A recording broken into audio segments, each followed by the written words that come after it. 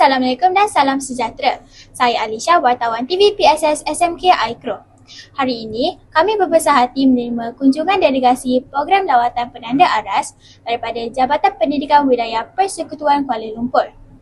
Bersama saya ialah Puan Azia binti Amir, Timbalan Pengarah Pendidikan Sektor Pengurusan Sekolah, Jabatan Pendidikan Perwilayah Persekutuan Kuala Lumpur. Terima kasih Puan kerana sudi meluangkan masa bersama kami. Terima kasih. Baiklah, soalan yang pertama. Apakah pandangan Puan terhadap pelaksanaan program lawatan penanda aras ke SMK Aikro dan sejauh manakah program seperti ini dapat memberi manfaat kepada sekolah-sekolah yang terlibat? Okey. Baik, pertamanya terima kasih. Siapa tadi namanya? Alisha. Alisha. Terima kasih Alisha. Baik, sebenarnya tahniah untuk SMK Aikro kerana sekolah ini sebenarnya menunjukkan ada banyak perkongsian amalan terbaik yang boleh kami di Kuala Lumpur untuk mendapat manfaat atas sesi lawatan pada hari ini.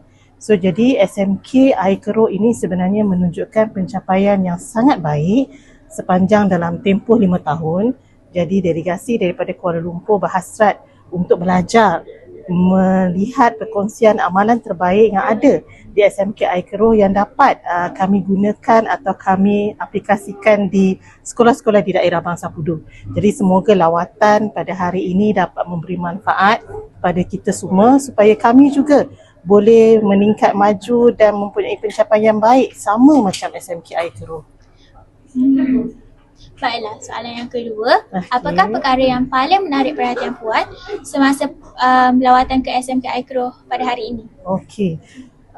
Banyak yang menarik di SMK Aikro ini. Sekolah yang besar, murid yang ceria, murid yang mempunyai disiplin yang tinggi, sekolah yang bersih dan pencapaian yang baik.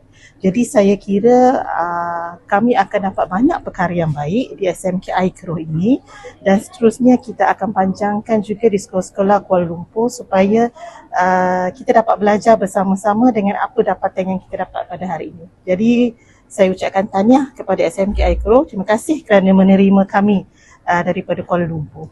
Okay, baiklah, terima kasih diucapkan kepada Puan Azia binti Amir atas perkongsian yang sangat bermakna. Semoga lawatan ini dapat memberi banyak pengukuhan jaringan kerjasama dan membuka lebih banyak ruang perkongsian, amalan dan terbaik kecewangan pendidikan negara. Saya Alisha, wartawan TV PSS SMK Aikro. Sekian, terima kasih. Sama-sama.